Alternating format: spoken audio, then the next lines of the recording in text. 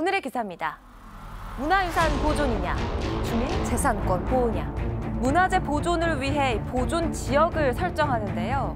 보존 지역 내에서 개발 행위나 현상 변경 등을 마음대로 할 수 없어 주민들의 피해와 불편을 겪고 있다는 내용입니다. 문화재 지정 복원 사업이 이루어지는 여러 지역에서 주민들이 반발하고 있다는 보도가 있는데요. 문화재 주변 주민과 문화재가 함께 살아갈 수 있는 환경을 조성하기 위해 어떤 노력이 필요한지 알아봅니다.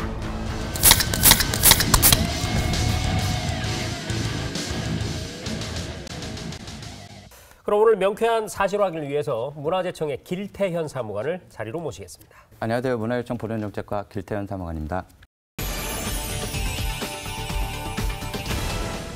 제가 만약에 어떤 한옥 주택에 살고 있는데 그 집이 가치를 인정을 받아서 문화재가 됐습니다.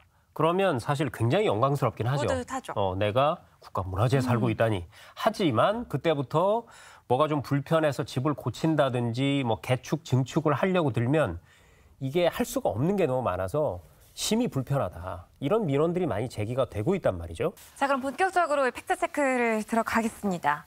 문화재가 지정이 되면 주변 지역 개발의 규제를 받기 때문에 주민들의 재산권 침해를 받는다. 이런 기사가 있는데 사무관님 여기에 대해서 어떻게 보십니까? 문화재 구역 또는 역사문화환경 보존지역에서 그 건축행위 시 높이 등의 행위에 대한 제한과 허가 처리 기간이 많이 소요돼 국민들께서 상당히 불편함을 느끼시고 있는데요. 그런 문제를 해결하기 위해 지속적으로 제도 개선을 추진하고 있습니다. 그래서 첫 번째로 문화재 주변 500m 내에서 건축행위 등에 관한 허용기준이라는 제도가 있습니다. 네. 그 허용기준 내에 해당되면 별도의 문화재 관련 허가 절차 없이 건축 인허가를 가능하도록 그 수립 운영하고 있는데요. 그 문화재마다 경관적 가치가 다름에도 모든 문화재 주변 지역을 유사한 기준으로 운영하여 그 문제점이 제기되었습니다. 그래서 이러한 문제점을 개선하기 위해서 저희가 2015년부터 민원 수요가 많은 약 1,300여 개의 그 허용 기준을 합리적으로 재조정 추진하고 있는데요. 네. 이에 대한 개선 효과가 어느 정도 나타난 것으로 파악되고 있어서 그 지속적으로 추진할 계획입니다. 노후된 건물을 경미한 정도의 수준, 예를 들면 기와를 고른다든지 온도를 보수를 한다든지 창호나 벽지를 좀 도배를 한다든지 이런 행위들은 특별한 허가 절차 없이 우리가 수리보수를 할 수 있도록 지금 법령에 규정이 되어 그렇군요. 있습니다. 네. 실제로 이 허용 기준 재조정을 통해서 주민의 불편이 줄고 또 규제가 완화되는 그런 효과가 있었나요? 네, 그 결과를 분석한 자료가 있는데요. 네. 그 가장 규제가 강한 지역인 그 개별 심의 구역이 당초보다 14.7% 감소되었고요. 그다음에 고도를 제한했던 구역이 당초보다 16.4% 감소되었습니다. 그리고 가장 규제 정도가 낮은 타법령에 따른 처리 구역이 당초보다 22.7%가 증가하여 상당 부분 국민적 불편이 경감되는 효과를 기대할 수 있게 되었습니다. 그렇군요. 특히 조정 과정에서는 그 일부는 오히려 규제가 강화되는 곳도 있었는데요.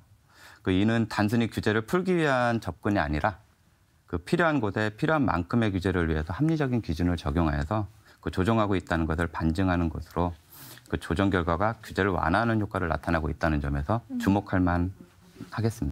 무조건 완화만 시키겠다 이렇게 하는 게 아니란 네네, 얘기네요. 그렇죠. 네.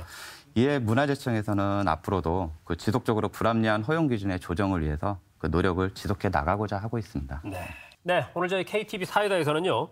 문화재 보호를 위해서 설정하는 보존지역 내에서 개발 행위나 현상 변경 등을 마음대로 할 수 없어서 주민들이 큰 피해와 불편을 겪는다.